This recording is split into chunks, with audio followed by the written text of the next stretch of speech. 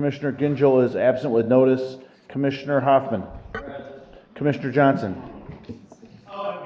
Commissioner Joliet. Present. Commissioner Long. Here. Commissioner Lubes. Commissioner Markham. Here. Commissioner Miller is absent with notice. Commissioner Nelson.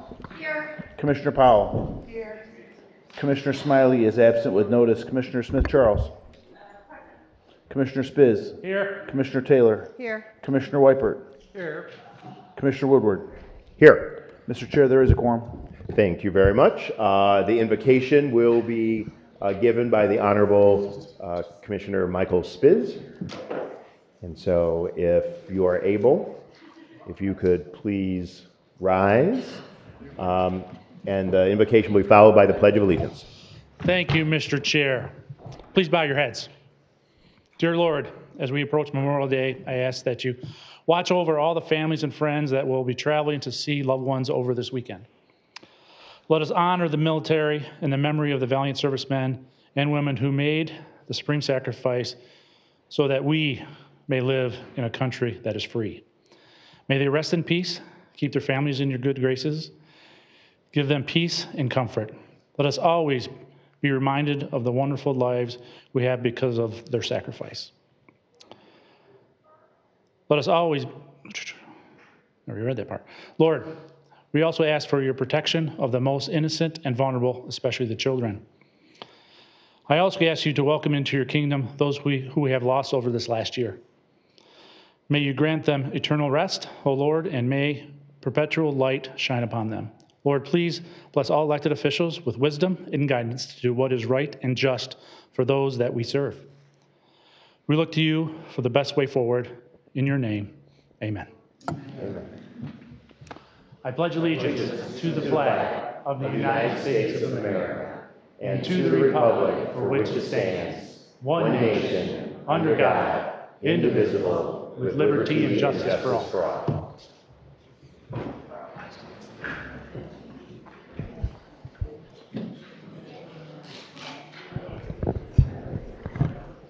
Okay.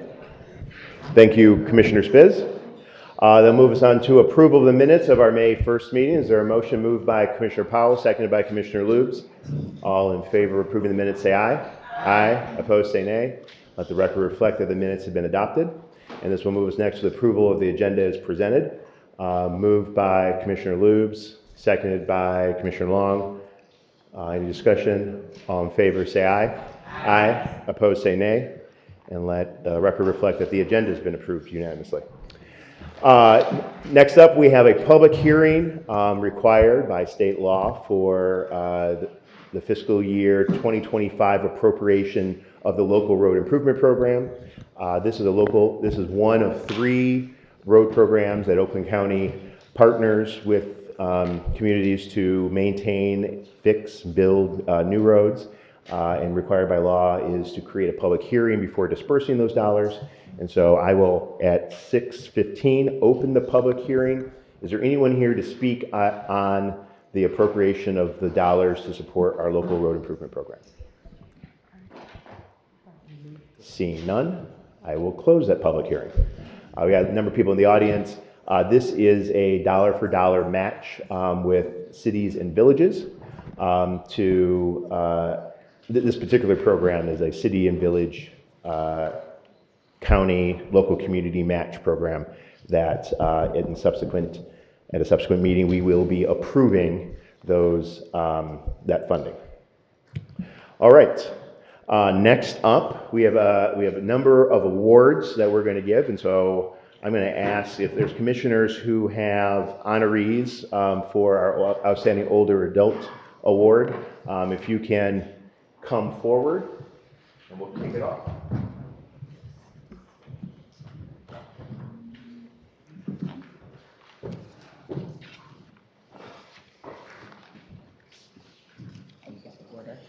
Testing. There we go. Good. So we are incredibly fortunate to be made up of a community that is truly amazing. Tonight we are going to recognize members of our community and our seniors in our community that do extraordinary work, that give of their time, that give of their experience, their knowledge to share not just with us today, but with future generations. And so on behalf of the entire board, I'd like to welcome some of these very special people across Oakland County and their guests tonight, and thank you all for being here. Today, we celebrate May as Older Americans Month by honoring 10 older adults with the board's Outstanding Older Adult Award. The 2025 Older Americans Month theme is flip the script on aging, if you will, encouraging us to transform the way that societies perceive, talks about, and approaches age. As my father reminds me, 70s is the new 50. And as I embark on my 50th year around the sun, it is inspiring to see and watch and observe the incredible contributions that these honorees today are doing on a regular basis, but also what so many of their peers across the county are doing.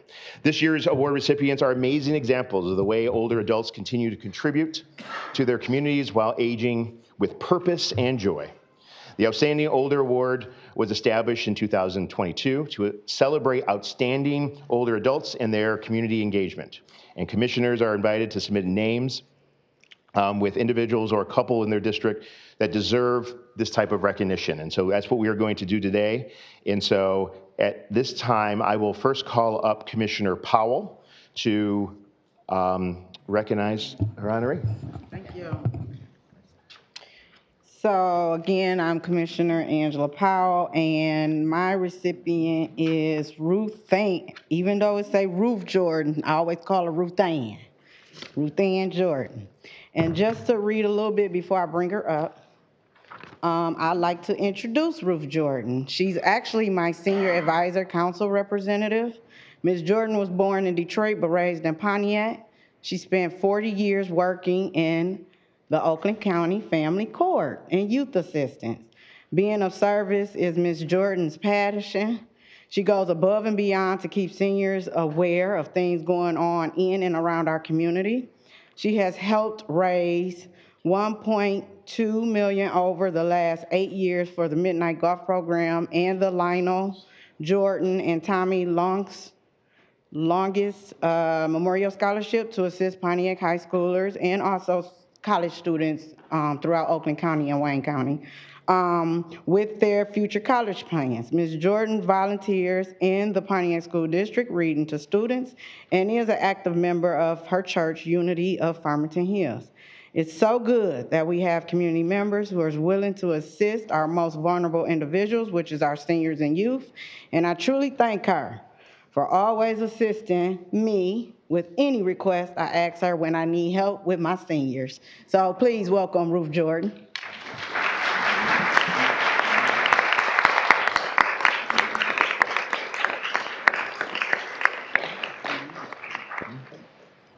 Do you have some words to say, ma'am? Yes, you get to say something. Okay. Okay, thank you. Thank you. That's Yes, it. thank you. Okay. Step over here. We'll take a Short picture. and sweet. Yes. Okay.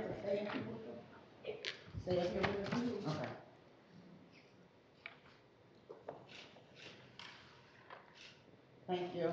I need to step over here. Next is Commissioner Long. Okay. Christopher Peel, could you please come up? And Christopher's from Commerce Township, and he actually volunteered when I needed someone on Senior Advisory Committee before I even had to seek out in the community. So I was very excited to have him. He serves right now, he's just a new member on the Oakland County Senior Advisory Council, and he proudly represents District 12. And he's a retired public school principal from Walled Lake Schools and teacher, and he brings his expertise and abilities in serving his community to the Senior Advisory Committee. While focused on improving all aspects of senior living in Oakland County, he is particularly interested in preventing senior isolation and connecting people in meaningful ways to their community and organizations. Chris recently began serving as a Meals on Wheels volunteer. He also volunteers as a member of the University of Michigan, I won't hold that against you, event management team, working as an usher for sporting events, including football, basketball, and hockey. Additionally, Chris is a member of Olivet Nazarene University Alumni Board of the Board of Directors and works as a reunion coordinator for the class of 1986. And I just appreciate you stepping up. Thank you. And he's been excellent with the update. So if you want to say anything, you can. I will never pass up the opportunity of a mic. Mrs. Long, thank you. You, as a 30-plus, almost 30-year member of Commerce Township and a member of the school district, I've had the chance to watch you do amazing work in our area and just pour into our people, young and old. So I'm humbled. Thank you. Second, thank you to all the commissioners for your ongoing dedication to the Senior Advisory Committee.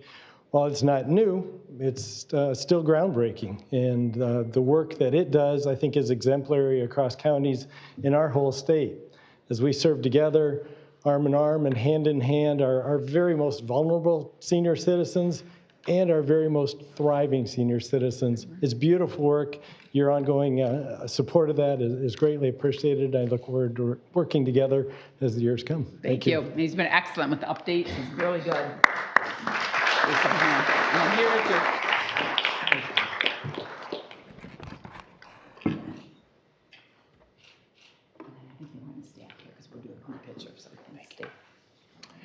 And next up, our Vice Chair, Marsha Gershenson, for the next honoring. Thank you, Mr. Chair. I'd like to call up my friend Pam Carmichael. And as Pam is coming up, I wanted to say that we met when the Kingsley Inn, I don't know how many of you remember the Kingsley Inn on the corner of Long Lake and Woodward was being demolished. And so a bunch of local people tried to prevent that, but we failed. But what it did was really energize a lot of our historical groups, and Pam has been a real champion in Bloomfield Township. She's been engaged in preserving and sharing local history to build community awareness and pride in our unique identity. Pam has built bridges between nonprofit and government agencies and across generations to lead many successful community projects.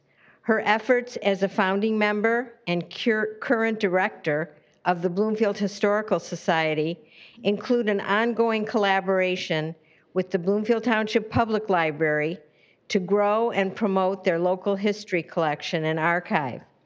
She's also led the quest to preserve the historic 1859 Wing Lake Schoolhouse during her time as president of the society, forging broad public and organizational support to ensure the schoolhouse would continue to be a resource for students at Bloomfield Hills schools, which it still is.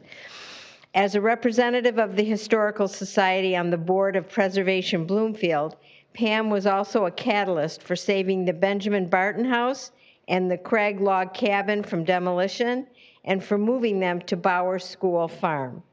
These historic architectural treasures have been restored for use by the Bloomfield Hills Schools and the whole community, thanks to your efforts. It's been a pleasure knowing you and your husband. Thank you very much. And really appreciate all the work you've done for our community. It's great. Thank you. You want to say, would you like to say anything? No? Okay.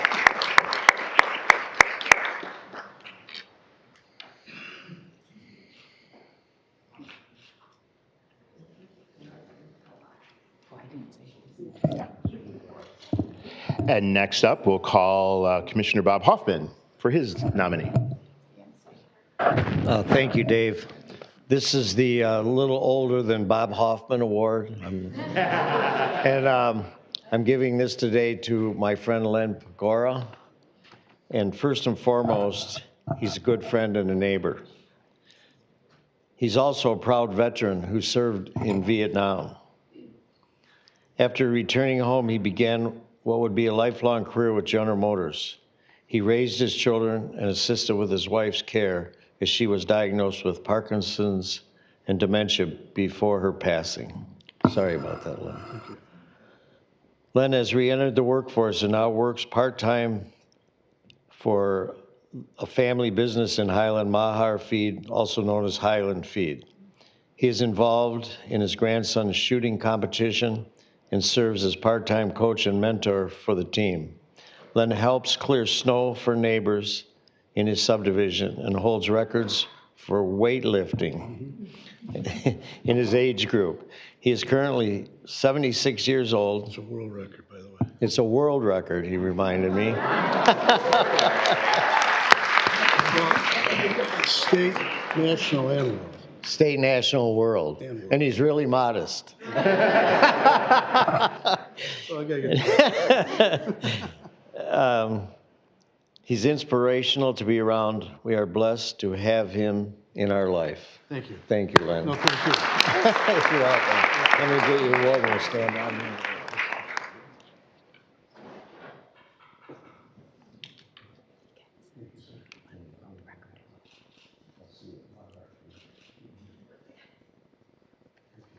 Excellent, thank you. Next up, we'll call Commissioner Lenny Taylor. I can't wait. Bob. Hello, I'm Commissioner Lenny Taylor for District 18, and I'd like to invite Ms. Loretta Van Pelt to join me. I'm completely honored. I'm completely honored to be able to introduce to you Ms. Loretta Van Pelt.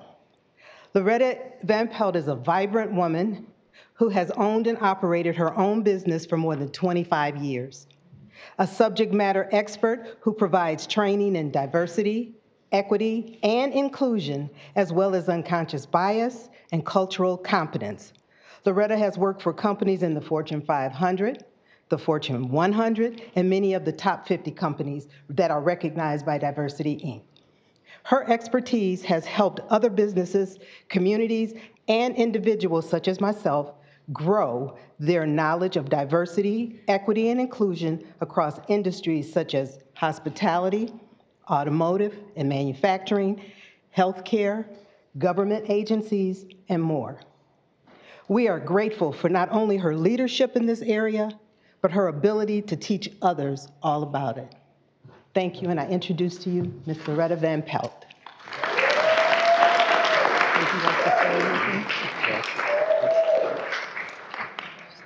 First of all, I'd like to thank all the commissioners, especially Commissioner Taylor, who, by the way, is so much of my motivation. I get so much of my motivation from her.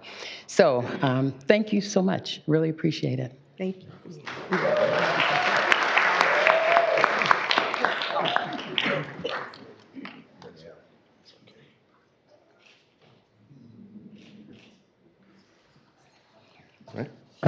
Next up, I'd like to call Commissioner Kristen Nelson to recognize her nominee. Thank you. I'm honored to have lifelong Waterford resident Anthony Pizza, also known as Wah, come on up and join me.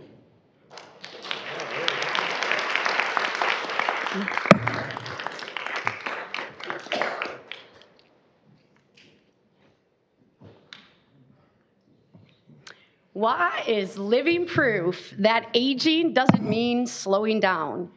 It means showing up even brighter. Known for his boundless positivity and colorful style, Wah approaches every day with a passion for life and a deep commitment to helping others.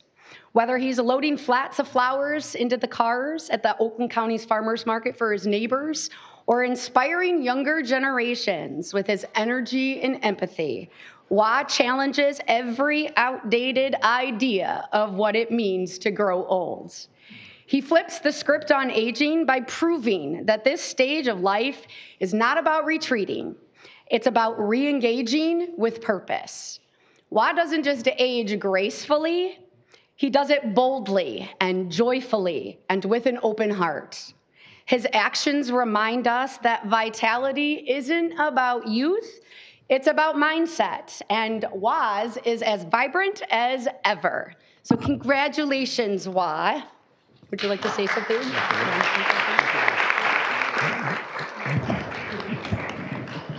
Thank you, Commissioner Nelson.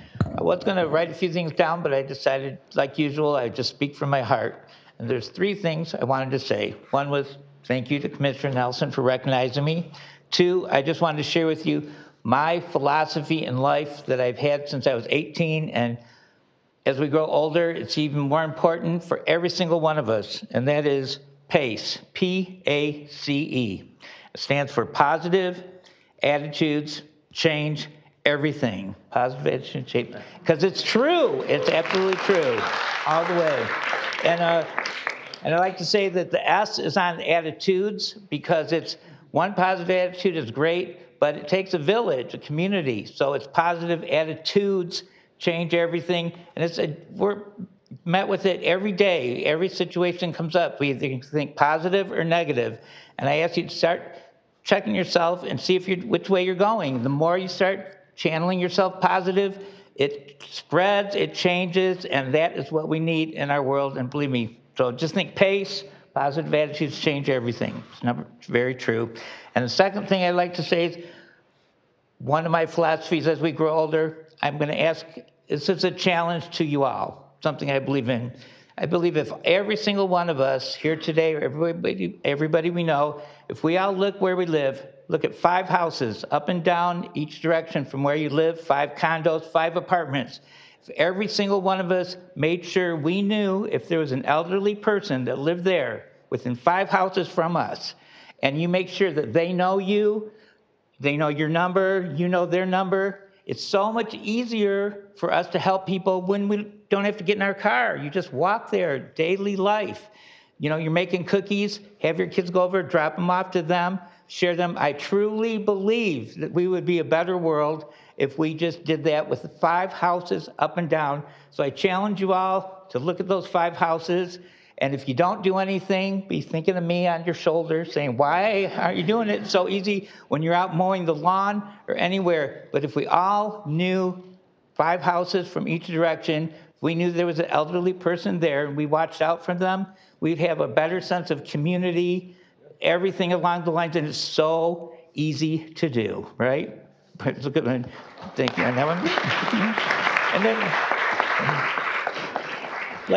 lastly, I was talking to my 2 neighbors across the street when I was mowing the lawn yesterday, who are registered Republicans. I'm an independent. My neighbors the other way are Democrats. That's what we're all made of. And my neighbors across the street said today to make sure you thank Commissioner Nelson for the work she does that doesn't go unnoticed, that somebody that votes the way we want you to vote, and that looks out for all of us, because that's the future of politics, is somebody that's watching out for every single one of us. And Oakland County's going forward, and they just wanted to make sure we said, thank you, Commissioner Nelson, you rock, and pace all the way. Thank you.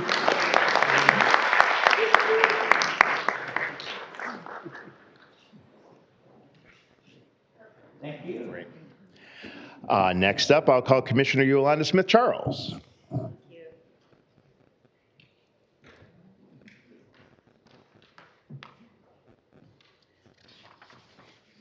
Good evening, and thank you, Mr. Chair. It is exciting and special day today, hearing from all of our senior or older adults. And I too have a phenomenal older adult here with me today. When I first saw this name dozens of years ago, schlepping around the Democratic Party meetings and things like that, I pretty much figured she had to be like 17 or 22 or something like that with a name like Zakia. But what I quickly learned is she is such an amazing unsung hero. The little bit of a blurb here is only just a scratching of the surface of all the amazing things that this woman has done. So Zakia Holyfield is a trailblazer who has lived in Oak Park for many years. Since her retirement, she has flipped the script on aging, which is our theme, flipping the script on aging. And she's done that by keeping herself busy through tireless volunteer work in and around Oak Park. Mrs. Holyfield is a member of the local Officers Compensation Commission and the Board of Review for Property Tax Appeals. She serves the community at her church, which is Oak Grove AME in Detroit, as a senior usher and as a board member, as well as on the Commission on Christian and Social Relations Committee. When you think about or consider her 20 years of service at the Fox and the Fisher and the Detroit Opera House as a volunteer usher, Ms. Holyfield is truly setting a standard for the definition of an outstanding older adult. when she has some time, because I know she's quite busy. She loves sports, art, travel, and her sorority. And it is my pleasure to recognize this District 17 resident for this award.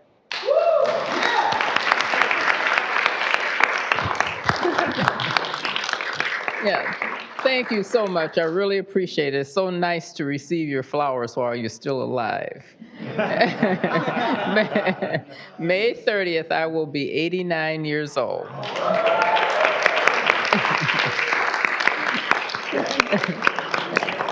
And I'd just like to say something that's attributed to Muhammad Ali, the greatest boxer.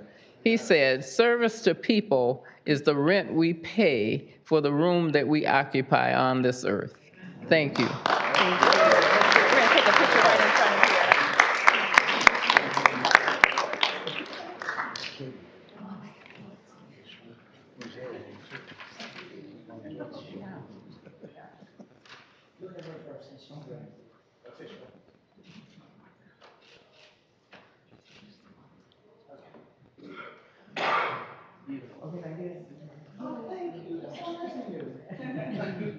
I'm her daughter.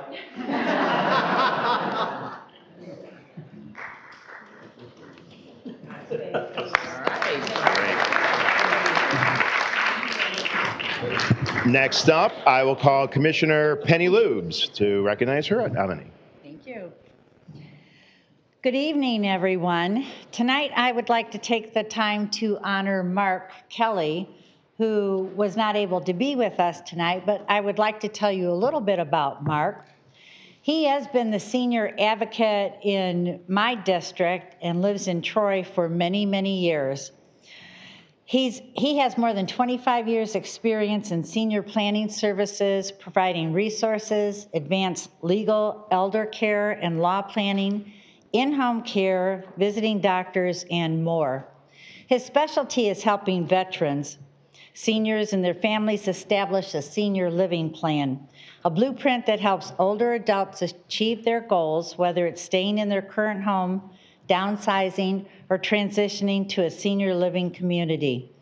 He also provides financial counseling on veteran benefits, Social Security, retirement pensions, long-term nursing insurance, and investment portfolios. Mark has provided this invaluable service and is available day to day.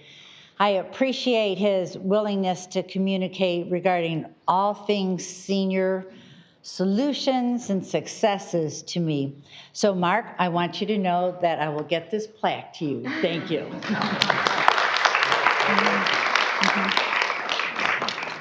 Thank you. And now I will call up Commissioner Ann Erickson Galt to recognize a duo. Yes, yes. Tina and Ken, do you want to come on up? I have the privilege of presenting this award to Tina Cottle and Ken Muha, who are a Hazel Park power couple.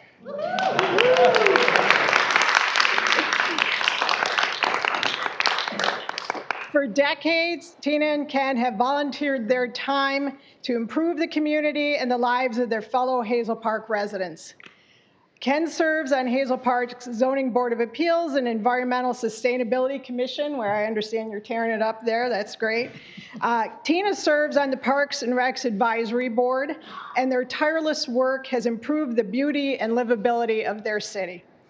And as active members of the Lions Club, they provide free vision screenings for children at the annual Hazel Park Fire Department open house, which is where I had the privilege of meeting Tina, and raise money to help the visually impaired and childhood cancer, aid in disaster relief, among all of the many things that they do. Tina helped adoptive parents through Lutheran Adoption and Bethany Christian Services and worked to pass legislation to help open, or at least make adoption records more open for adoptive children and families to find their birth parents.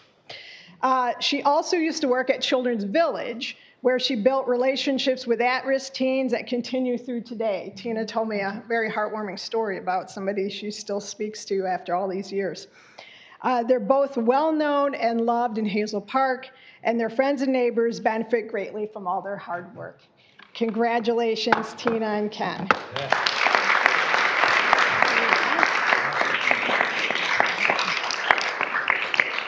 you like to say something?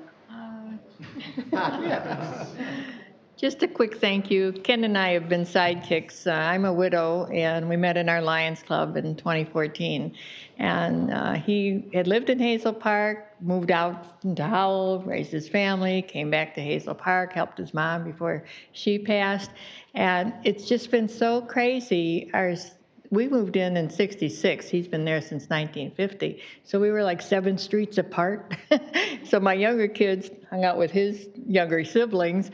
And it's funny. Every few months, it seems like I come across something where our lives intersected over all these years. So whatever it is, we'll just keep doing it and helping the community and having fun at the same time. And thank you so much for this recognition.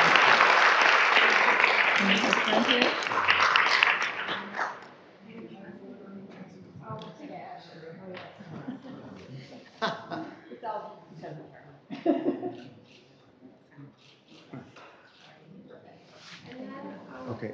Yep. And I think we're going to ask for a big group photo. So honorees and commissioner, are we going to do it in front of the podium? Yeah. It's like we're going to do it in front of the podium here. Yeah, cover it. Okay. There we go. All right.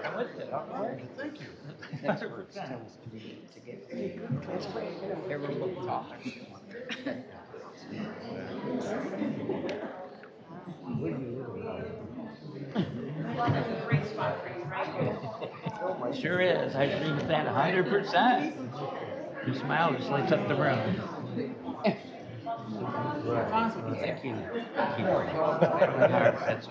Yeah, but that's. Oh, you stole someone from Justice? Hopefully somebody listens and then spreads.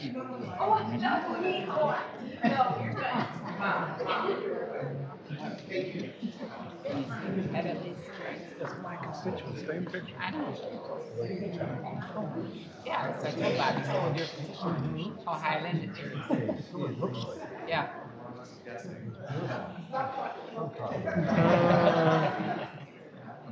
Talk behind your back, right?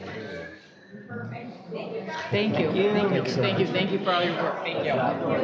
Yeah, anytime, give me a buzz or whatever you need. All right.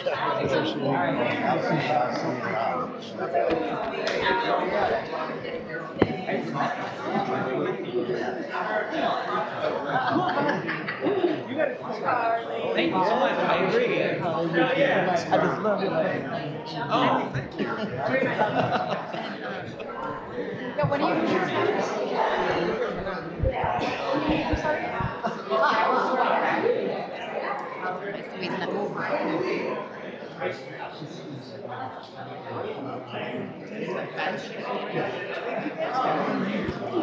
Yeah, I was gonna say, is that his life? My life. I think it's good. I have no idea. Yeah, there we go. Oh, exactly. It's so funny. Congratulations. Whoop. Thank you.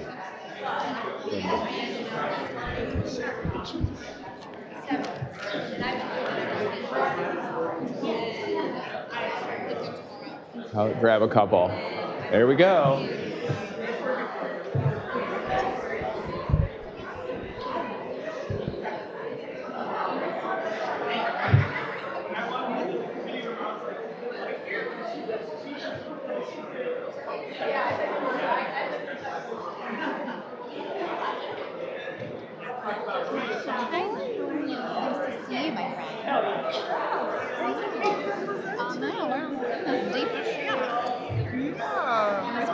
You're to yell at us for the equalization rate.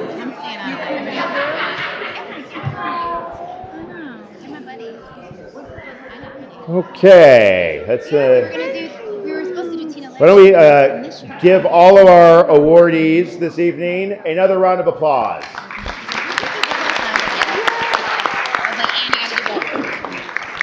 Another shining example of what makes our community the great place it is. Next, we have a couple proclamations and then one presentation.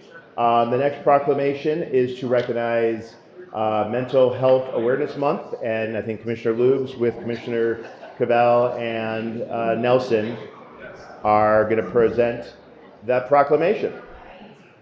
Thank you, Mr. Chair. It is our honor to proclaim this month as Mental Health Awareness Month, and I would like to invite Dana Lazenby from our Oakland Community Health Network up to receive the proclamation. Understanding mental health is an essential component of the overall well-being of residents that Oakland County strives to raise awareness about it, not only during special observations, but every day. Sure. So, considering that 1 in 5 Americans has a diagnosable mental health condition in any given year, and that 42.5 million U.S. adults live with anxiety disorder, it's imperative to join Mental Health America and, locally, OCHN, in recognizing May as Mental Health Awareness Month. The theme of this year's observance is Turn Awareness into Action. This celebrates the progress made in recognizing the importance of mental health and provides the opportunity to find solutions for still existing gaps in understanding and acceptance of mental health. Further, it serves to raise awareness, reduce stigma, and promote support for individuals and families affected by mental health, which is a lot of our families. Especially conditions such as bipolar disorder, major depressive disorder, post-traumatic stress disorder, schizophrenia, and co-occurring disorders as well. These conditions can affect anyone regardless of their background or circumstances. And whereas mental health management ensures that individuals can focus on their abilities to live, work, learn, and fully participate and contribute to our society. Improved systems of care for vulnerable populations, access to non-emergent and crisis services, advanced integrated physical and behavioral health care help fortify services coordinated by organizations like Oakland Community Health Network. And whereas throughout the year, but especially during this critical month of May, we join with Oakland Community Health Network in calling upon residents, government agencies, public and private institutions, businesses, faith-based organizations, and schools to increase awareness and understanding of mental health conditions and disorders. Further, we call attention to the need for appropriate, accessible services for all people with mental health challenges to promote recovery and a higher quality of life. So on behalf of David Woodward, our chair, and all of our county commissioners, we hereby proclaim May as Mental Health Awareness Month in Oakland County. So I would like to give this to Dana and your crew and introduce your crew, and then we'll take pictures. Would you like to say a few words? Thank you. Is it on? Hello, good evening, thank you. And I want to introduce our team. We don't do any of this alone. We have our Chief Medical Officer, Dr. Bill Pozios. Francis Carley is our Deputy Chief of Strategic Initiatives and Legislation. Sheila Barrett is our new Director of Executive Operations and Quality. And she's also our board liaison, so she has the easy job, right? And then also we have Suzanne Wagnert, who is our Director of Communication, and very thankfully we have our board member appointed by this committee is Mr. John Young. He's also our board treasurer as well, so a very, very important job. So thank you, Mr. Young, for being here. I did want to say thank you. The work that we don't do it alone. We do it with the community in mind. And this board has been a tremendous support of the work that we do. Again, expanding access is truly important. Working with the Department of Health in Oakland County has been instrumental in making sure people know where to call and where to go and what to do when they need help and services. So we serve over 30,000 people a year, and the number continues to grow. Sadly, but thankfully, we're available to provide those services and supports with our provider network, which we're very thankful for. Over 400 providers are part of our network with different ranges of services available. So again, we serve individuals with mental health challenges, intellectual and developmental disabilities, and substance use disorder. So the work we do impacts all of us in this community. So we really want to thank this Board of Commissioners for recognizing Mental Health Month, and thank you for your support.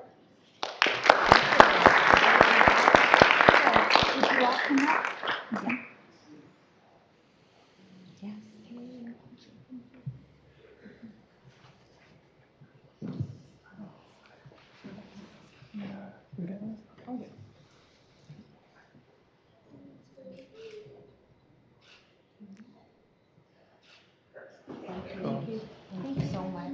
Thank you. Thanks, Dana. Thank you. Thank you, Tina. Thank you.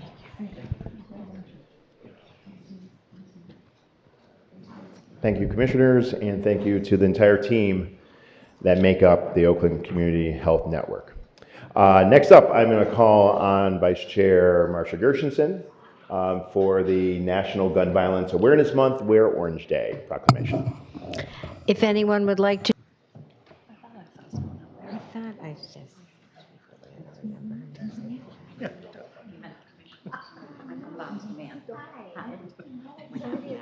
Right? What's your name? Welcome. My name is Diana Darland, and Diana. I'm from Moms Demand Action, South Oakland County chapter, and I'll have you I'm say privileged to be something. here. Okay. This is a real honor for me. I've spent a lot of time working on gun buybacks, as many of you know, and right now, children are the number one cause of death from gun violence are children. So working with Father Yaw, an incredible minister from Southfield, who now has a gun buyback every weekend. You just have to sign up. It's been particularly exciting that we can say we have taken off over 700 guns off the streets, including 4 assault weapons.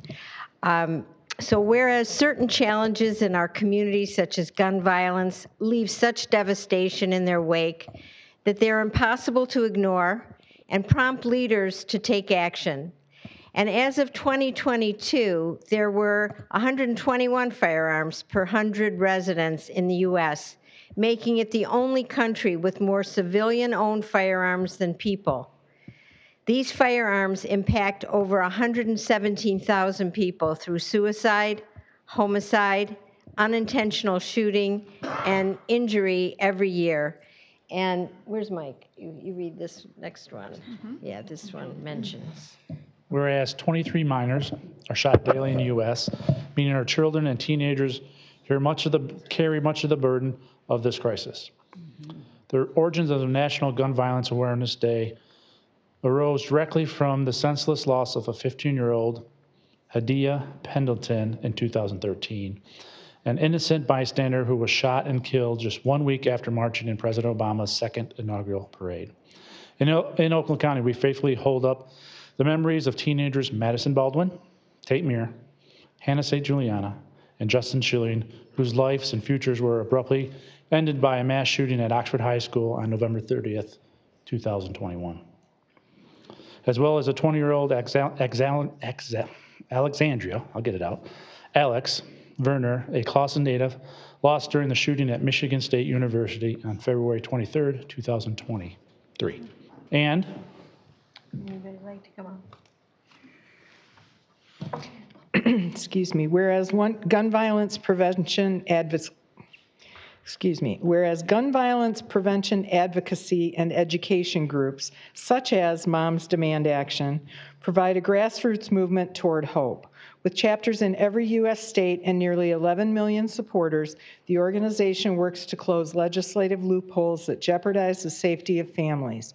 In Michigan, its volunteers advocated for changes that were signed into state law in 2023 that balance the Second Amendment rights of law-abiding citizens with common sense measures related to secure storage, comprehensive background checks, extreme risk, and barring domestic abusers from gun ownership. In December 2024, the group celebrated the enactment of laws that facilitate Medicaid reimbursement for services provided by community violence intervention organizations to ensure crime guns and guns collected during gun buyback programs are destroyed and require secure firearm storage notification in schools. And whereas, ahead of National Gun Violence Awareness Day, we honor the lives of gun violence victims and survivors. We renew our commitment to reducing these occurrences. In addition, we encourage responsible gun ownership to keep our families and communities safe. So on behalf of myself, Dave Woodward, the chair of the Oakland County Board of Commissioners, and all of the commissioners, we hereby proclaim Friday, June 6, 2025, as National Gun Violence Awareness Day in Oakland County. Further, we join with members of Moms Demand Action for Gun Safe Sense in America, South Oakland, to raise awareness about this issue by inviting the community to wear orange, a color that serves as a plea to not shoot, June 6th through 8th, 2025.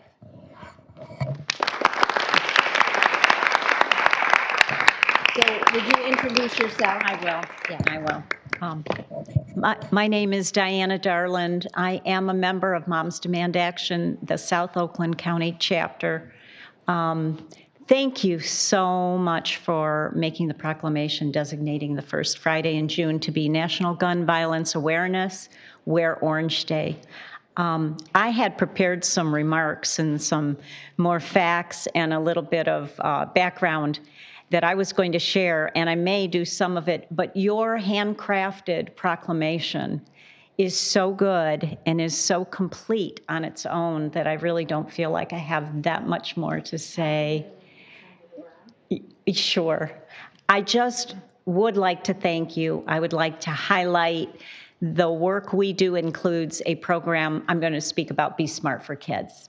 Be Smart for Kids is a framework for keeping children safe from firearm injury, from finding guns accidentally, accidental shootings, suicide, taking firearms to school, because we advocate that you securely store them. And in fact, it is a law now in the state of Michigan that you must secure your firearm unloaded and locked and securely stored. And if somebody gets a hold of it and commits a crime, you yourself can be held liable. So that is one of the more significant pieces of legislation that we have passed in Michigan, and we have 4 of them, but it's very good. Safe storage is key. We are a nonpartisan group, and we are not at odds with people who want to legally own and safely own firearms.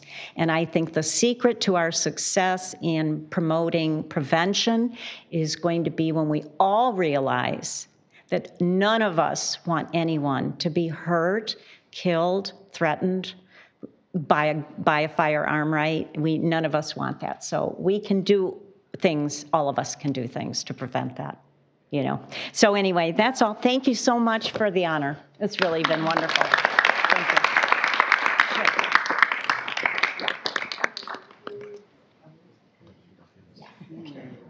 It's really, Can't go higher. My feet are only so big. Yeah, but I can't let Brenda behind with me.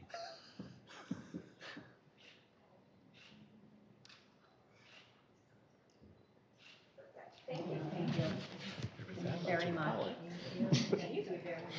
Hey, Diane. Thank you. Hi, Carly.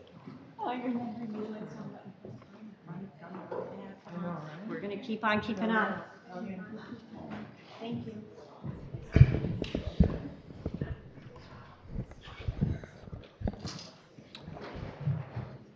Thank you, Commissioners, for both those proclamations. Next up, we're very fortunate. Oakland County's Historical Commission is going to give us a presentation. I think it is a reminder of you remember where you come from to help inform the future, and I believe it's loaded up. Yep, so why don't you come to the podium and introduce yourself. Welcome, and thanks for joining us this evening. Hi, all of you. Before I turn around, hello. Hello. My name is Dave Decker, and I am the chair of the Oakland County Historical Commission, or the Hysterical Commission, depending on how the mood's going in the meeting. Can everybody read this? Is it clear to you? Well, that's good, because it makes us all in the same company. This is a document that was created in February of 1820, and it's a group of people from Detroit making a deal with the people in the Pontiac Company, which is a land sales company, to organize the county and to name Pontiac as its county seat. So it's one of the earliest documents that we have that kind of says things. And in it, they named the commissioners. So this is and I said this the last time I gave this presentation, but you have a very, very long history as commissioners. Even if the government changed over time, your value as in operating the government has been there for 205 years. So I think that's just a really cool fact, and I like to remind myself of that every once in a while. I'm going to start off with naming off a few of the names on these slides. This is your historical commission. We are a group of 9 volunteers who work with county assets and work with county organizations and with historical organizations to promote history and the history of Oakland County. Our newest member is Ron Campbell. That's why he's in the top left. Ron is well known in the county as in historical circles, and I believe through, does everybody know Ron? Right? He's a historical architect, and he's extremely well-versed in historic preservation. And if you have any issues or have any questions about historic preservation or historical architecture, he's the guy. He really is. We have Professor George Milne from Oakland University's History Department. We have Rosie Lance Richardson from the Pontiac Library. We have Carol Egbo, who is way back there, Oakland County Parks historian and unofficial historian for the county itself, at least in my view. We have Kathleen Mutch, who operates, and I think one of the things I need to kind of say is we try to be diverse around the county. So the goal of our membership is to represent the different areas in the county. Kathleen has been active in library services, and she's been our historical commission member for a number of years. She's rejoined us recently. Stephanie Arwady works in the art for the state of Michigan in their archives and historical, I didn't even know what department. Then there's me. I'm just a volunteer, and I'm a researcher. I'm active at the Oakland County Historical Society, active in a number of historical ventures.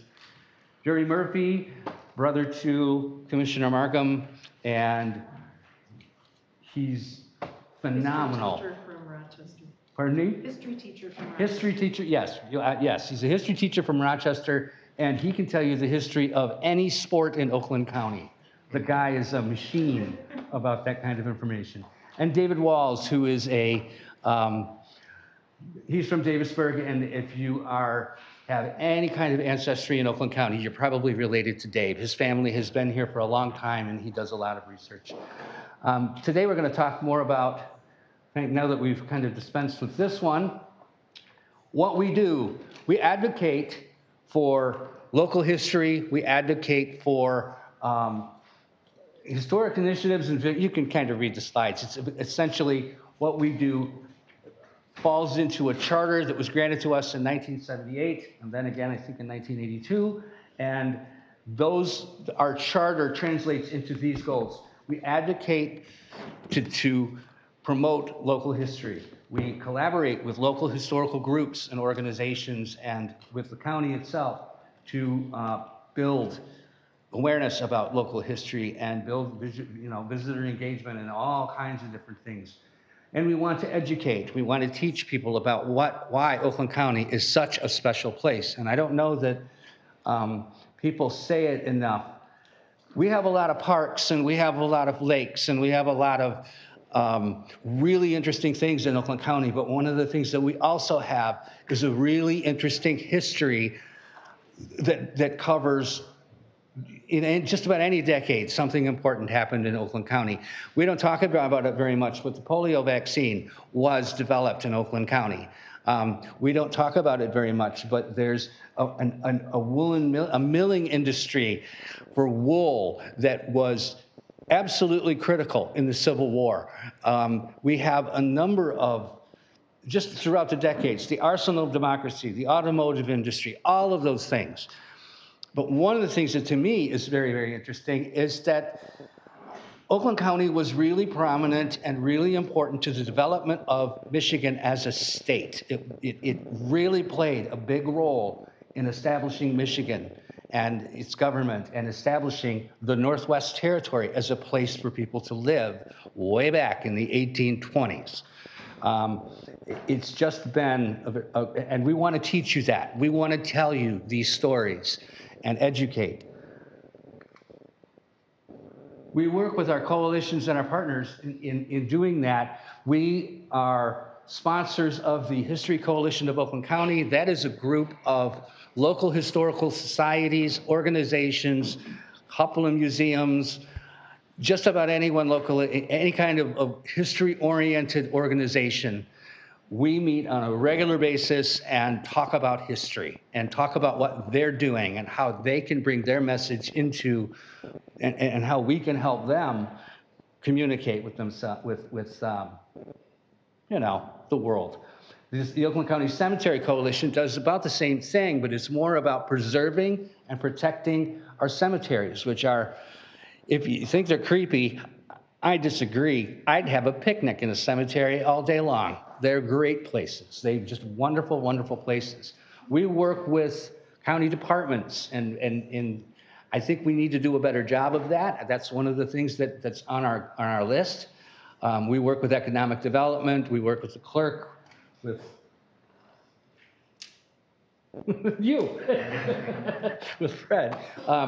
We work with county parks, and we work with the communications department to try to leverage some of our county. This county government is a wonderful thing, and it's a really great way for us to work and to get the message out there. And we really want to begin, and I didn't even put it on the slide, but we really want to be working a lot more closely with you commissioners about the things that are happening in your districts and in your areas, and what are things that we can help you. We had in our, now we'll just talk about what happened in 2024. We had 7 coalition meetings, and some of those were blended, where the Cemetery Coalition and the History Coalition got together in the same room. That's always interesting, because what do you get when you get a bunch of historians in the same room? An argument. It's always fun. So we had 7 coalition meetings of various types. We'll talk a little bit more about that in a minute. We put on our booth display. We presented ourselves and set up our little table with our books and all of our stuff at 3 different events in 2024. I think we're going to be doing it a little bit, maybe about the same in 2025. We presented it, and in each one of these, well, I should talk about that a little bit more later, but the point is we were well received there. We have a managing role on the Oak Hill Cemetery Network to Freedom application process, which is something that we started, that we didn't start it. A group of people got together and decided to nominate Oak Hill as a essentially a place of rest for people that were formerly enslaved that died here in Oakland County and are buried here. We'll talk again a little more about that. And in doing this Network to Freedom application, we began the process of scanning records at Oak Hill, and boy, will we get into that. And we're an advisory on a migration of some data for a website that's being disbanded. The Network to Freedom application, we are going to recognize Oak Hill Cemetery as the resting place, as it says, for people who sought freedom from slavery and settled here. Oakland County's role in assisting freedom seekers is a proven thing. It was a very active community of people that were helping each other, and they settled here in Oakland County because it's such a cool place, and we recognize that and want to nominate the cemetery itself. Oak Hill, even though it's located in Pontiac, was for many, many years a county cemetery. You didn't necessarily have to be a Pontiac resident to be buried at Oak Hill. You could be from just about anywhere, and there are a lot of people from around the county buried there. This is a long process, and it requires extensive research and a lot of writing. So we started the process in 2024. We will very likely finish it in January of 2026, if all goes well. That's kind of how we're looking at it. The Network to Freedom application has 3 tiers. We think of it as having 3 tiers of possible people buried there. If you think about the time frame, people born in the early 1800s, right up to 1863, 1865, any black person born in a southern state would very likely be a formerly enslaved person if they're buried in Oakland, or if they're in the North at any point in their life. We knew about 5 people that were buried in Oak Hill that had been emancipated from slavery, whether they self-emancipated or were freed. We knew about them. We knew that there were possibly another 4 and maybe another 5 or 6 really good possibilities. Because of the process that we're going through, and I'll talk about with the scanning, you will see we're now coming up on having 20 people that are formerly enslaved buried in the cemetery. That's a phenomenal thing, and it's probably fairly unique around the country for it to be so concentrated. The scanning project. The scanning project began because in order to understand the people that were formerly enslaved and their lives in Oakland County, we needed to understand their burials. We needed to, because that very often for a formerly enslaved person, they aren't going to leave a lot of records behind. They're not going to leave a lot of things other than their family histories. They just don't leave a big digital mark. They don't leave a big place in the records. So burial records are really, really important. We went to the city of Pontiac and we got granted access to basically go into every place where Oak Hill's records were stored. That's Ottawa Park Cemetery in Clarkston and the Oak Hill office on University Drive. We were granted full access to a ton of records, ledger books, maps, cards, burial cards, stat cards. You can see kind of some of the examples of some of the things that are in those records. They are a phenomenal resource for understanding how that cemetery operated. It operated from 1820, we think, well, it started getting burials in 1840, so it's an early cemetery. We think it actually had people buried in it before then. But the scanning project was gather as much information as we could about the burials in the cemetery, analyze the data, and determine whether or not people could have potentially been formerly enslaved, to create an archive of all of the cemetery records, regardless of the Network to Freedom process, and then create a public-facing website to allow access to those records for people that are doing research. And So far, we're at 64,000 records scanned. That could not have been done without the contributions that the county has made. They purchased a laptop and a set of scanners for us. Could not have happened without the dedicated effort of a number of volunteers, mainly, and I'm going to name three. Katie Neal is she calls herself a find-a-graver, and she is the person that has essentially scanned almost all of those records. Another person that's been assisting her is a lady named Barb Fry. Barb is active in the Oakland County Historical Society, and she works with Katie in coordinating a lot of those records. And finally, without Carol Egbo coordinating the efforts of prioritizing what needs to get scanned first, we wouldn't have that.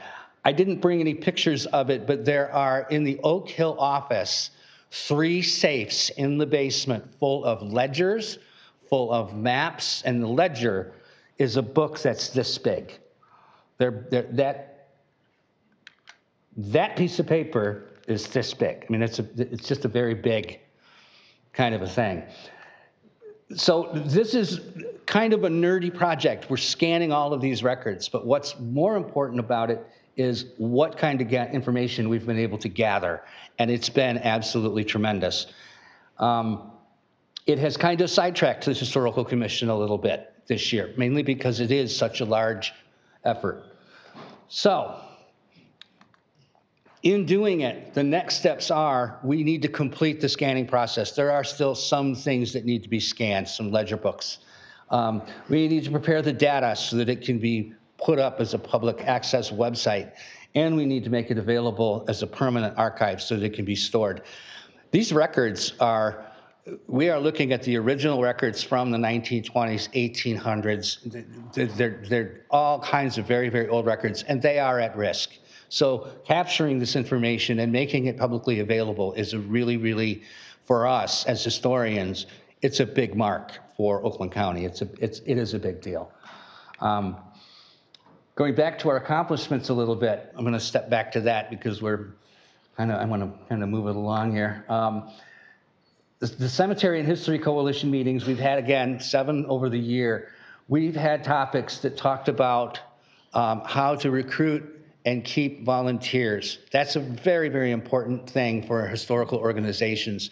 Since COVID, volunteerism is down around the country by a massive amount. It is a huge problem for a lot of small organizations. And so how we can work with people to engage them and volunteer is a really important thing. We've had a great conversation about how to put on a walking tour in a cemetery. That's a huge thing for small organizations that like to, and people love cemetery tours. So we should be doing more of those. Preserving and maintaining historic structures, that is always a touchstone for people, especially in rural communities out in Rose and Oakland and some of the areas where we have a lot of older homes. And finally, it's America 250. We've got the semi-sesquicentennial something coming up in 2026. We turn 250 years old. So, and the Historical Commission in 1976, as the country celebrated its bicentennial, played a fairly strong role. I would like, as the chair, to be the guy that tells people it's time to paint your barns with the red and white stripes and the 1776 flag, like they did in 1976. Does anybody remember this? I remember this. Do you remember this? Does anyone remember? We should all paint our barns. That's what I'm saying. Finally, I'm coming up on the last of this. And in 2024, the Oakland County Historical Resources Consortium, which is a group of libraries and museums and local historical groups, they got together in the early 2000s and created a digital archive and scanned a whole bunch of records and newspapers and made it available as a public website. That consortium is dissolving. And what do we do with the data? What's going to happen to this really great little archive of information? We're working with local organizations. We're working with the Library of Michigan. We're working with the DPLA and Michigan Memories. we're working with as many people as we can to repatriate that data back from its digital state back to its original organ, the people that originally donated it, or find it a new home. And that's one of the things that I've been working on that a fair amount. Carol has been pretty intensive with that as well. The work will continue on that, and we'll likely have that finished by the end of the year, and that data will not be lost. We will find a permanent home for it, and that's kind of an important thing for us. Other initiatives we're working on.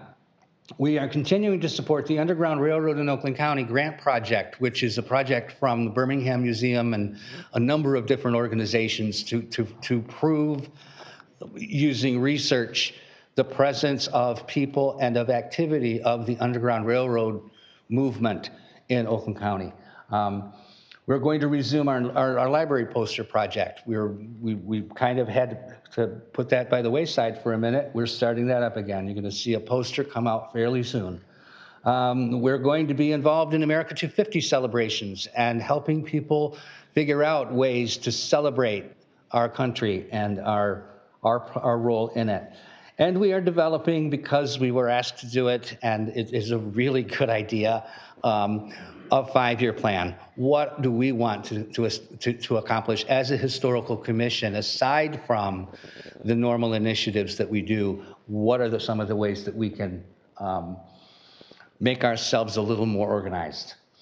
We want to develop some historic house guides and research guides for how you can research your own property, how you can research family histories, whatever kinds of histories. We want to be able to provide a guide for people to do that, so that we can engage the public in researching. We want to build a property at-risk register using the ArcGIS system that the county has to keep track of properties that are in a threatened state. And we want to work with organizations so that they can understand the state and national marker programs.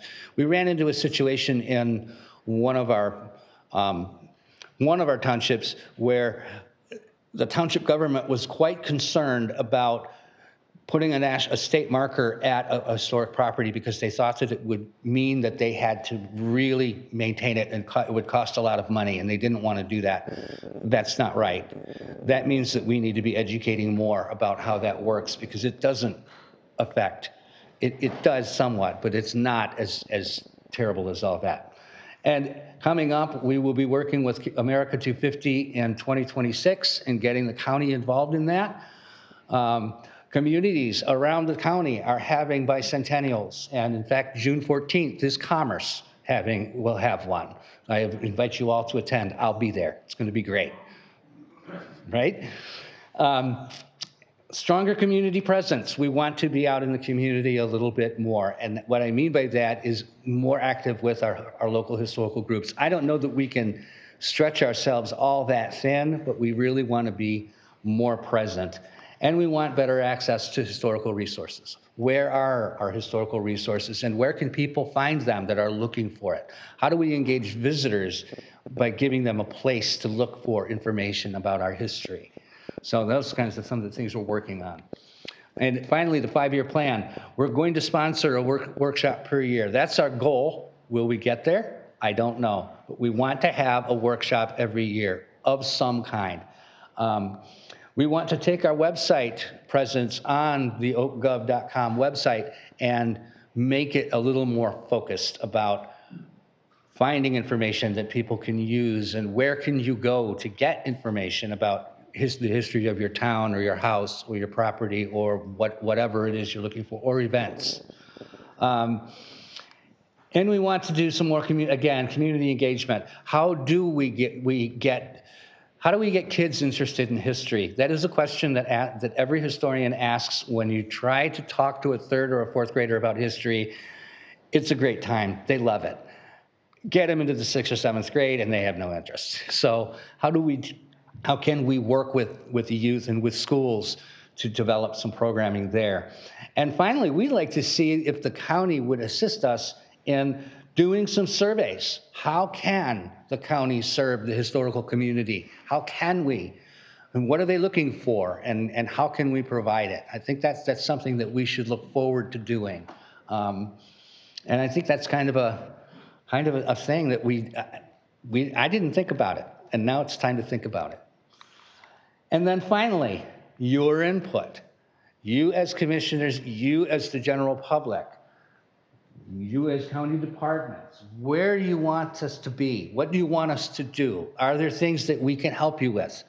Can we help you with education or training or whatever it is? Is there something that we can be working with on your behalf? So with that, I'm going to just open it up for questions unless I'm completely out of time. We are way over time, but if our commissioners have a couple questions, we can entertain two. Commissioner Marco. This isn't a question. I work with the Historical Commission and the Historical Society quite a bit, and I just want to point out that Dave Decker, if you want to look at, the progression, Dave Decker went to elementary school at Webster School, which was a building that was built in 1928 and is now being restored for over $35 million to bring it back to life on Huron Street here in Pontiac. Yep. Full circle. Dave was one of the elementary school kids there, yep. And they do great work with very little money. That's true. Thank you. The Historical Commission. Thank you very much. Any other questions? Well, David, Carol, you have friends and supporters on this board. Thank you for all you do. The only thing I would just ask you to say is, you ask for people's help. Where do they find you? They find me I'm on the OCUB website as the chair. Mm-hmm. Yeah. Speaking to the mic, so this is more for the cameras. Oh, so speaking to the mic. More for the cameras. You can reach out to on the OCUB.website. You can find the Historical Commission webpage. I am listed there as the chair. You can contact me there. I'm also quite active at the Oakland County Historical Society. You can contact them and get me there. I'm also on Facebook, and I'm available on some of the other social media programs. But yes, the best, easiest way to get to me is through the oakub.com site. Send me an email or give me a call. All right. Thank you very much. Thank you to the commission. Thank you, and thank you for hosting me. Okay, that will conclude all the presentations this evening's meeting. It will move us to communications, and I will call on the clerk to read the communications that he has. Mr. Chair, there are three communications. The first is dated May 22nd, 2025 to the Oakland County Board of Commissioners. Please accept this letter as notification that I have exercised the authority granted to the chair of the board to approve grant applications in excess of $50,000 for the purposes of meeting a submission deadline. Due to the grantor deadlines and the board's grant submission process and calendar, it is not possible to submit the application for full board consideration by our normal procedures. I have authorized the submission of the following grant application: Housing Access for Justice Involved Individuals Program for the Department of Health and Human Services in the amount of $345,210. The grant application deadline was May 16th. Sincerely, David T. Woodward, Chairman, Oakland County Board of Commissioners. The second, dated May 22nd, 2025 to the Oakland County Board of Commissioners. Please accept this letter as notification that I am hereby appointing the following individuals to serve on the Oakland County Community Development Citizens Advisory Council, term ending December 31st, 2026. The six local officials are Rick Hamill, Quinn Wright, Lisa Dilge, Kelsey Cook, Donna Squalls, Paula Milan, and 10 citizens at large are Tylene Henry, Dan Martin, Elizabeth Kelly, April Brandon, Thelma Oliver, Latina Denson, Sarah Mae Seward, Leah McCall, Derek Hale, Sarah Pounds, and 2 citizen alternatives, Susanna Jakowski and Pastor Nate Sjogren. Sincerely, David T. Woodward, Chairman, Oakland County Board of Commissioners. And finally, dated May 22nd, 2025 to the Oakland County Board of Commissioners. Please accept this letter as notification of the following appointments to the Review of Equalization and Assessment Levels REAL Study Group. Commissioner David T. Woodward, Chair. Commissioner Gwen Markham, Vice Chair. Commissioner Linny Taylor. Brian Leffler, Oakland County CFO. Walt Herzig, Chief Deputy County Executive. Paul Zelenik, Manager of the City of South Lyon. Joe LaRussa, Mayor of City of Farmington. Jennifer Ryan, Treasurer of Holly Township. and Joe Rozelle, the first Vice President of UAW Local 889. Sincerely, David T. Woodward, Chairman, Oakland County Board of Commissioners. Thank you very much. There's a motion to receive the communications. Moved by Commissioner Weipert, seconded by Commissioner Ann Everson-Galt. Any discussion? Seeing none, all in favor say aye. Aye. Opposed say nay. Let the record reflect that the communications have been received unanimously. This will bring us to our first public comment. This is the opportunity to offer public comment on items that are on the agenda. We have a second public comment at the end of the meeting on any other topic that people want to discuss. If there are some people who I think who signed up for the first public comment, so I'll start there. But if you didn't sign up, I'll get through these, and then we'll ask you to just raise your hand, and we'll bring you to the podium at the back of the auditorium here. We ask people to keep their comments limited to 3 minutes. Direct your comments to me, the chair, and make sure that we maintain decorum to ensure that everyone has a right and opportunity to address the board. First up, I have Sherilyn Everly. Welcome. Good evening. My name is Sherilyn Everly. I'm from 314 Hadley Street in Holly. That's how we do it. My remarks are regarding item 15A and the financing of the executive offices in downtown Pontiac. $300 million plus a bond for, or $300 million plus a bond for $175 million more for new county offices in Pontiac. Wowza, that's a lot of money. Especially because I'm here to ask you later to help us repair the Holly Mill Pond Dam. That's only $2 to $3 million. Just kind of a drop in the bucket. Just a few years back, Oakland County put $5 million into removing the Davisburg Mill Pond Dam. Will there be anything left for projects like that going forward? Honestly, I'm real happy for Pontiac. But out in our neck of the woods, we haven't seen any new sidewalks or local road repairs for decades. Just like the Holly Dam, our water and sewer systems are old and will take millions of dollars to repair and update. I was doing the math and I thought, geez, what if you gave every of the 36 townships in Oakland County $10 million apiece? We'd do an awful lot with that would take care of our problems. I just hope you're not committing too much of the county's resources to one project when there are so many local infrastructure projects that badly need to be attended to. Thank you. Thank you very much. Next up, April Brandon.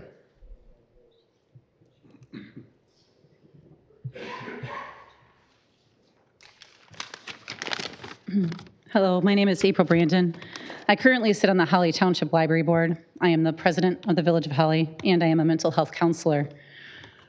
Speaking on the same topic as Sherilyn, we had a similar administrative office incident in Holly on a much smaller scale. The township supervisor had a daytime special meeting while most folks are working to approve the purchase of an old tire store, which he plans to turn into a new administrative building a couple of years ago for $1.68 million.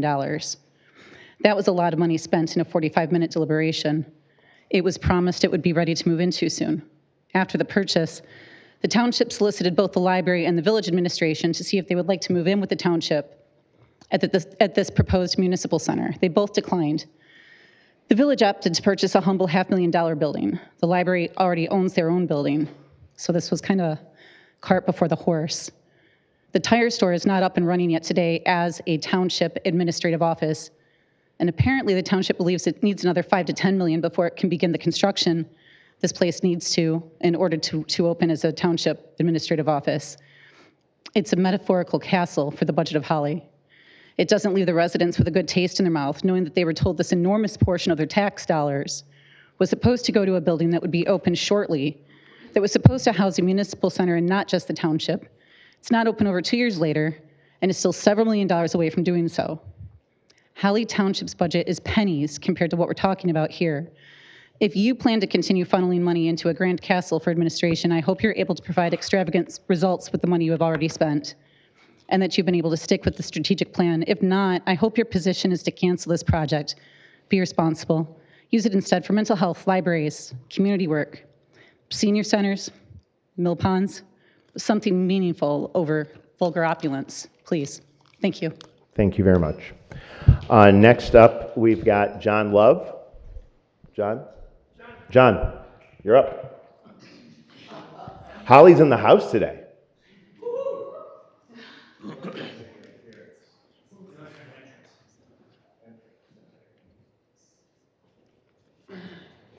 Welcome back, John. Wow. I'm just concerned about this deal with Holly, not Holly, but with Oakland County. This place is a beautiful location that you have here, and I don't understand what they're going to do is move to Coulter Tower down in Pontiac. I mean, this doesn't even make sense. I was just down there today. At the dead end there, the street, there's bars and pawn shops and for sale signs and nightclubs. Those are the neighbors. So I guess you want to fit in with that or what? I don't understand it. The money, I don't know, how much is this thing going to cost? What's the amount? It's money out the window. Michigan is 41st in the United States in rating for their schools. So I don't think anybody's gone to school here. They must not have figured this stuff out. It's just off the chart. And there's no way I can get you to think. I mean, you got to do it on your own. But this doesn't make sense. There's no plan, there's no discussion, no dates, nothing. It's just like you're just Coulter Towers. That's the new person that's running the show. And I think he needs to be recalled and maybe get somebody in there who can think. Thank you. Thank you very much, sir. Next, I think it's Ms. McGregor, but I can't read the first. Robin. Oh, it's Robin. Sorry, Robin. And now I see the Robin. I said.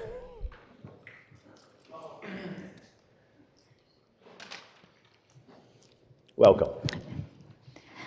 I stand before you as a proud union member of UWUA. I'm also raising the concerns and echoes in the streets of Pontiac and across this county. How are we truly serving the people, and what are we doing is the focus? Are we building a building, or are we building communities?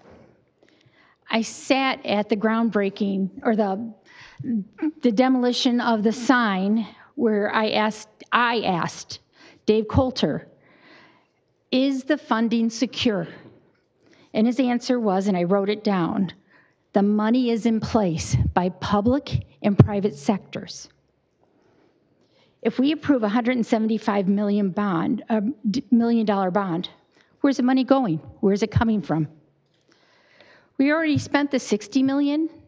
Is there any accountability? I've taken the time to watch the financial meetings and things like that to try to learn from it.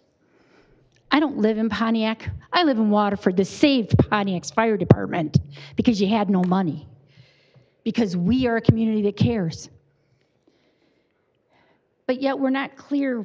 When transparency accounts, the public deserves to know what's going on. This is taxpayers' money. We owe them answers. Right now, the talk on the street is our WRC is asking for a bond, Oakland Schools is asking for a bond, and then this bond. I can't afford it. I'm sorry, at 65 years old, I can't afford that, and I don't want retirees to do the same. If we want to invest in our future, we should be prioritizing education, affordable housing, workforce development in Pontiac, in the communities around it. Because these are the things that matter, and these are the things that build the community and create opportunities and keep people here and attract new growth. And let's not forget that at the last meeting, we raised appropriations for cities and townships. That was a need that we were told that was important. Before that, we held and suspended the road commission. And these questions keep being asked and nobody can give me answers. Help me understand what's going on, because I am proud of Oakland County, but I don't know why we're doing what we're doing. It looks like we're spinning off and spending a lot of money. Every time we go out and make a difference, if we move forward in moving projects without public buy-in, because it's not only Pontiac that's going to get taxed on it. They're great. They love it because it's their house. There's 61 other communities. Let's make it clear. Let's do a smart, just, and transparent decision. And let's move and make Pontiac first, make the people first, and stop moving and build trust. Thank you. Thank you very much. Next up, I've got Carl Klug.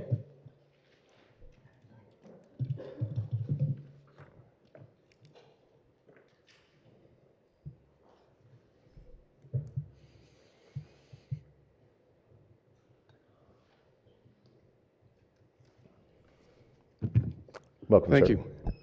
I'm Carl Klug. I'm a 26-year resident of Oakland County, and I'm against the proposal to move the county offices, the executive offices, to downtown Pontiac. The county's spending money that doesn't need to be spent. Money that would be better utilized by the businesses and the families of the community. Families that are struggling with inflation and as a result, underemployment and unemployment. And businesses are struggling, as you can see, just by driving down Walton Boulevard and Telegraph Road. You know, places when I moved in that were booming. Government spending necessarily crowds out private sector spending. And an opulent new facility will only benefit those few that take part in the project and who utilize the facility. Well, this facility, as I see, is fully adequate. And if we do move out of here, this place will go to waste. If it's sold, the return on the original investment will be a fraction of what it was when it was built. I listened to the Finance Committee state that taxes will not be raised as a result of this project, but this body is already raising the cost of living in Oakland County. 34% over the next few years for public safety for the communities that use the Oakland County Sheriffs for policing, and there's a 100% increase in fees for assessment and 20% increase in the staff for the county that I understand. So I ask that this body gets in touch with its constituents and works at making Oakland County government more efficient in order to promote prosperity for the whole community. Thank you. Thank you very much, sir. Is there anybody that wants to speak the first public comment on items on the agenda? Seeing none, we'll close the first public comment. And that will bring us to the reports of standing committees. And first, we'll take up the consent agenda. Is there a motion to take up the consent? Moved by Commissioner Powell, seconded by Commissioner Long. Is there any discussion on the consent agenda? Seeing none, Mr. Clerk, will you please prompt the vote?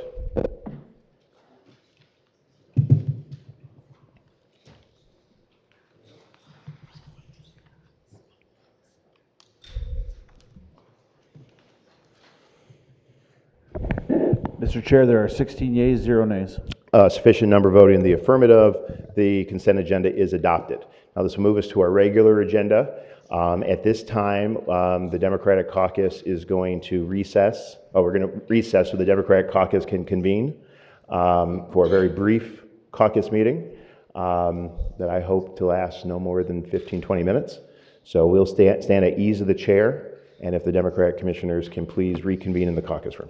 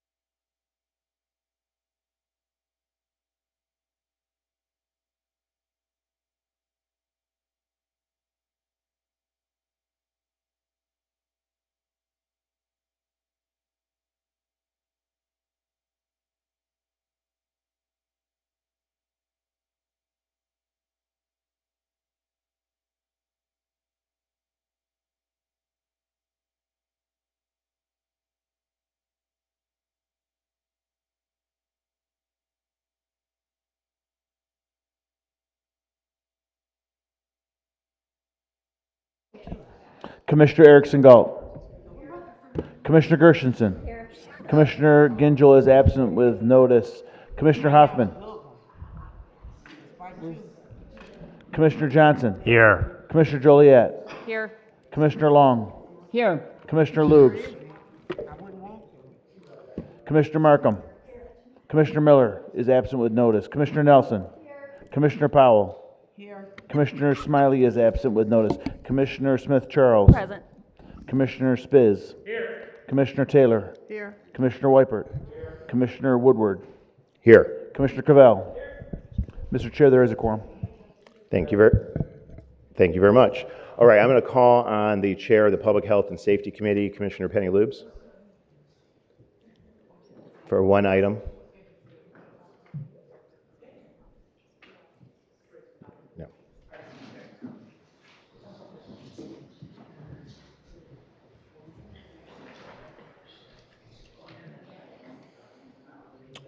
Commissioner Lubes.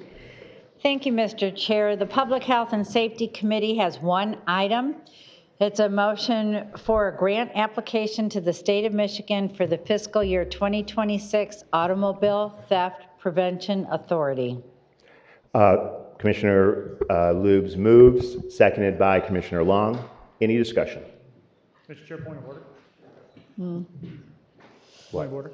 Did we postpone item 15? We're coming back to it, don't worry. So we're moving it, but did we have? No, we're not removing it. We're coming back to it. Any discussion on the grant application? Is this out of order of the agenda? Yeah. Okay. All in favor? Seeing no discussion, all in favor? Mr. Clerk, please prompt the vote. I have discussion on 16 and also a question. I asked for discussion. You didn't raise your hand. Mr. Clerk, please prompt the vote.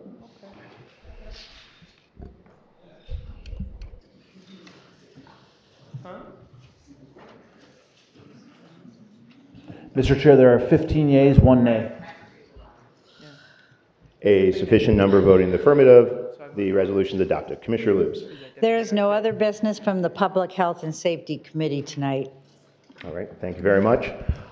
In lieu of the conversation and the agreement in the Democratic caucus, and I know that there's some other people who wanted to address the board, but we're going to take a recess until 8 a.m. tomorrow because we don't have unanimous support from the Democratic caucus. So we'll stand at ease until 8 a.m. tomorrow morning.